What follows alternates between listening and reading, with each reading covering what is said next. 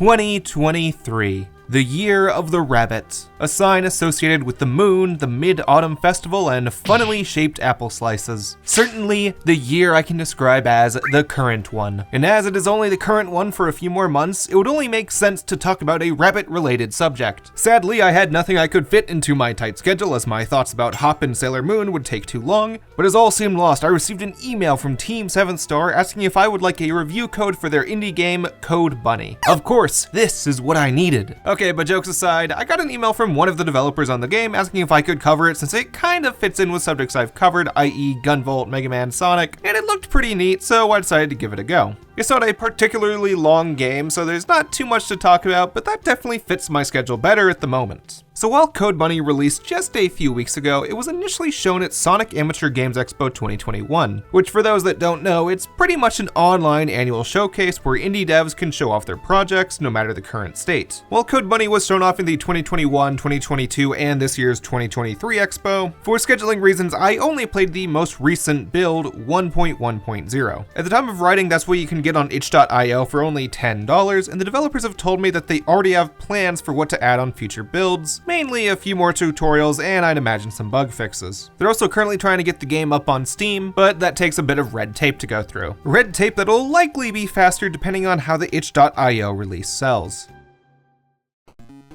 Code Bunny is your typical side-scrolling action game. Get from point A to point B with one of the two playable characters while fighting enemies and platforming. It's not a very long game, each campaign clocks in at about an hour between the 6 stages per character, boss fights, and cutscenes. You can pick between Axel, the retired ice skater, or Hazel, the sword-wielding soldier. They live on the planet Lumna in the year 2090, a high-tech planet using a powerful energy source known as Aether. And thanks to scientific advancements, a big tech conglomerate known as Lagos Hyperbolics has started a new project, the VY Space Program, with the government that will harness Aether from its source, Comet Iliaster. Axel is a longtime member of the project, while Hazel joins it at the start of the game. On the surface, I was pretty sure where it would go. You're working for a big company, your character is getting duped, and it turns out the company is evil, which is about what you get. That's not bad on its own. I'm the first to say that if your game's short, you should go simple, and there's twists in the main character's backstories that kept me on my toes. Even one part during Hazel's story where I was actually hyped up, which I wasn't entirely expecting from a low-budget, first non-free game by a small indie team. I'm not gonna spoil those twists or the ending, but I will say I enjoyed it for what it was. It got me invested in the two leads, which is super difficult to do in such a short time. And another interesting part is that Axel has a character growth going on about pacifism, and there's a cool thing it does with the gameplay here I wasn't expecting. I won't spoil what it is, but just stop and think about the situation when you get here. Alright, so for today's video, I'm gonna mostly talk gameplay. Now, Code Bunny is one of those games that very blatantly wears its inspirations on its sleeve. Right off the bat, you can see some Gunvolt, Sonic, Freedom Planet, and all that type of stuff. Fast-paced gameplay, score system, unique animal designs. Even before I asked their inspirations, I could kinda tell what I was looking at. Which also meant I knew I'd at the very least enjoy my time with Code Bunny.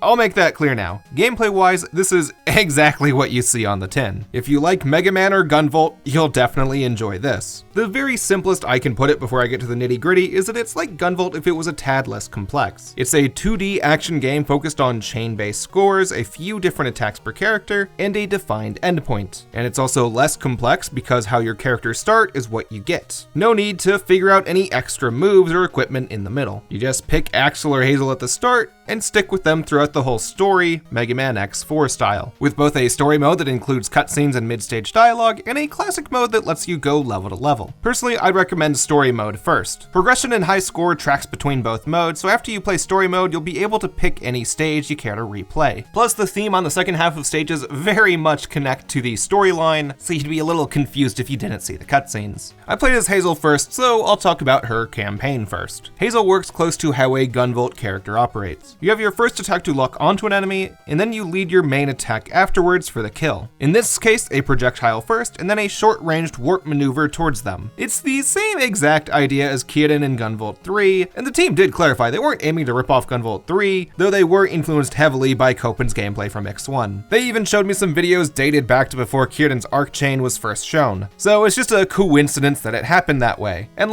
Copen's gameplay was dash into an enemy from a short range and then use a long range weapon, Kiden, so two different development teams thinking, hey, let's reverse this, isn't really that far-fetched. And when you get to the small details, they did a lot different from Kiden. First off, Hazel only has a few moves: jump, counter, slash, ghost crescent, and shoot. For the slashes, you have your basic stuff: 3-hit combo, walking slash, and an air slash. Typically, I use the slashes most for enemies that were by themselves, and I'll say why in a bit. For the counter, I honestly ignored it outside of boss fights, so there's probably some parts where I could have utilized it better. And what you're going to be using the most is Hazel's ghost crescent maneuver. Press R1 to tag, and then L1 to warp towards them. You can tag up to 3 enemies, you've got a sick jumping attack out of it, and depending on how you make use of it decides what your score bonus is. As movement mechanics, these work wonders. Figure out who you want to tag them in that order, and get going. Plus, if you have somewhere far you want to get to fast, then you can do that. And as stage design is very classic Sonic-y in this game, the tags can help you save yourself, as the top path is faster and oftentimes has the easier challenge, but if you fall to the bottom, it can be tough to get back up. So say you tagged at the last second, then you saved yourself. However, in Code Bunny's case, since there's more enemies on the bottom path, you can actually end up with a better score link down here, which basically means we need to talk about the scoring system to keep going. In Code Bunny, you're scored between a C rank and an S+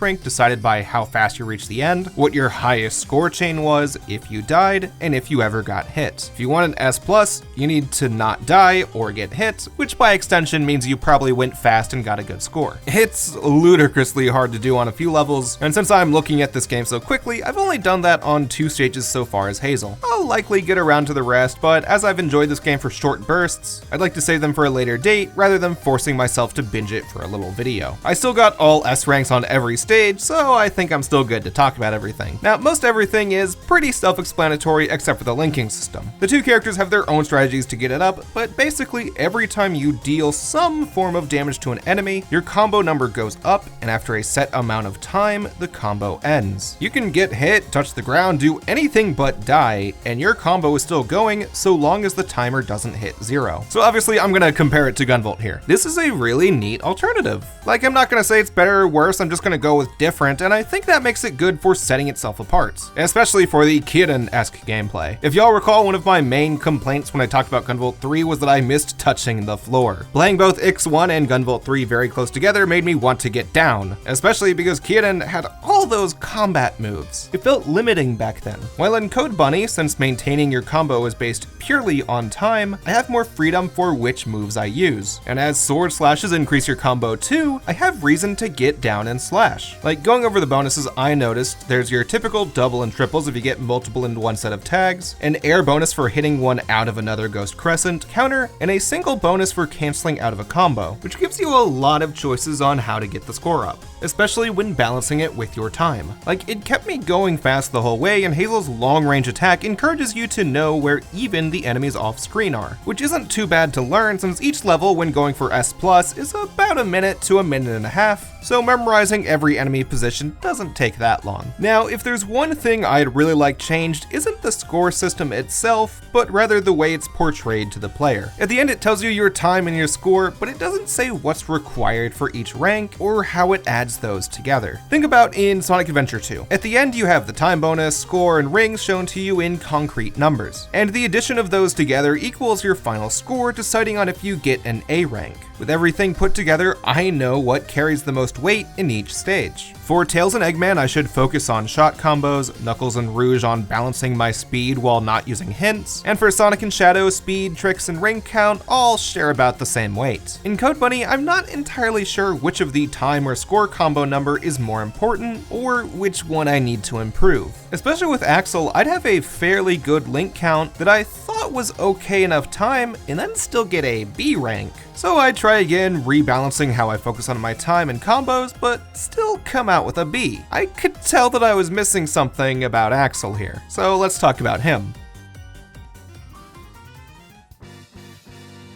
I'll start with this. I always have a bit of a fear when playing a game with multiple playable characters that there's one that I like just immensely over the other. Sometimes you get an X versus 0 and X4 where both are equal in enjoyment and partially based on the same core structure. Other times, you get Sisters Mode and Portrait of Ruin, a playstyle so different from the core style that it's hard to view it as the same game. Axel and Hazel are somewhere in between. Like, I'm clearly playing the same game, but Axel is very different from most action platforming protagonists I've controlled before. And because of that, when I did my first run, I wasn't really into Axel. Like, I just did not get him. I tried going for high score links like Hazel, but that was super hard to do and wasn't as fun as just running to the end. And in Axel's defense, Hazel definitely had a head start. My Gunvolt 3 muscle memory clicked back very quickly, and that game was basing itself on the same core mechanics that Gunvolt and Copen followed. So the learning curve for me personally was really small with Hazel, while with Axel, I've never really played a 2D action game with someone quite like him. He feels closer to a non-combative platformer character like Sonic, but with combat maneuvers added onto him. I just didn't quite get it. And since I played as Hazel first, I went at this with a focus on my score link too much, which I'm now realizing isn't quite the way to play him. I spent a lot more time trying to figure out Axel, and now that I've got it down, I feel like I can explain him. Axel, as a former skater, is way looser than Hazel. He has a skating type run animation and kind of feels like he's on ice at all times. Not super heavy, think of the least extreme ice physics you've ever felt. As in, you're not sliding far at every D press. Now, Axel's got a lot of moves. A typical 3-hit kicking combo, a stomp, a spin move to attack and bounce off enemies, and a ton of EX moves reliant on his EX meter that function as both attacks and movement options. And with the exception of the 3-hit kick, all of Axel's moves have a movement-related aspect to them that you need to figure out. For the EX attacks, you've got a dive kick, double jump, and a weird dash attack on the ground. Now, my big hang-up with him was the score combos. It technically functions the same as Hazel. Anytime you attack an enemy, you get an extra point, and after some time, you lose the combo. For the longest time, I could not figure out how to make use of Axel's moves while still getting a good time. You're meant to bounce off of each enemy onto the next to get bonus points. But I felt like whenever I stopped to get a score link, and I'd normally aim to get a similar high number that I'd have as Hazel, meaning 70 or more, which still led to a low rank.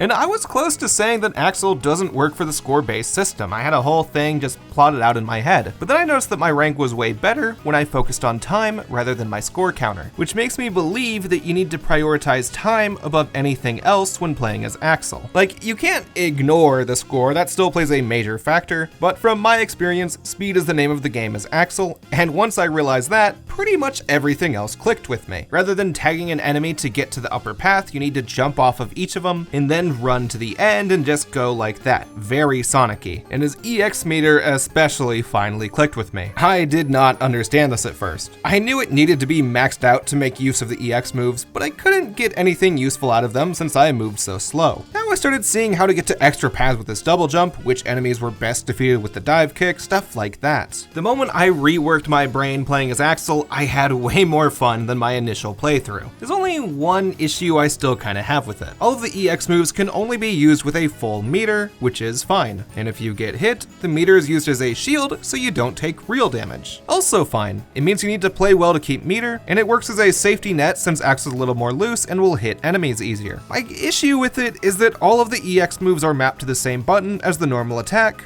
and the normal kicking attack automatically uses your meter for a slightly stronger version when you have it. And I didn't find that upgraded kick very worth it. There was no time when I used this on purpose. Each time was completely on accident. Like, if I have meter, I'd much rather use it for any of the other moves. For example, on Axel's 4th stage, which is unique to him, you really gotta make use of the double jump to get to the faster pathways. And there were a few tries where I accidentally did a normal attack, losing my meter, and killed my chance for an S rank near the end where it's tough to build it back up at the right moment. Which the stages are short enough where it's not like I'm losing a lot of time out of my life, I just felt slightly annoyed when it felt a bit out of my control on a character who's kind of hard to get the hang of in the first place. Like, I want to make it clear, I eventually learned to like Axel. I find him really fun now, but Axel's physics felt like a big learning curve. Depending on the moment you start the spin decides how far you're going, as well as how long the attack lasts, which screwed me up a few times. I thought Axel was fun though. My main problem is really just that it took me longer than it should have to figure out how to use him right. And keep in mind when I say that, I mean in relation to the game's length. My total playtime is still less than 6 hours, and half of it is after the main campaign. And I did always know I was doing it wrong since my gameplay did not match up with the trailer, but I couldn't figure out why until I did a lot of testing. Now, they've already said that they're working on a proper tutorial, so I imagine that will fix it for later, but again, portraying what's required for ranks will also go a very long way for figuring that out. Because as is, I know I need to be perfect for an S+, but I'm not sure where I'm imperfect, you know? But I do see myself coming back to this for the S+'s here and there. The short stage length makes it pretty easy for me to play one level over and over again for 20 minutes, and a more minor reason that adds up, it's not graphically intensive, so it boots up pretty quickly. In fact, I guess I'll end there. I have only good things to say with the art direction. Music sounds very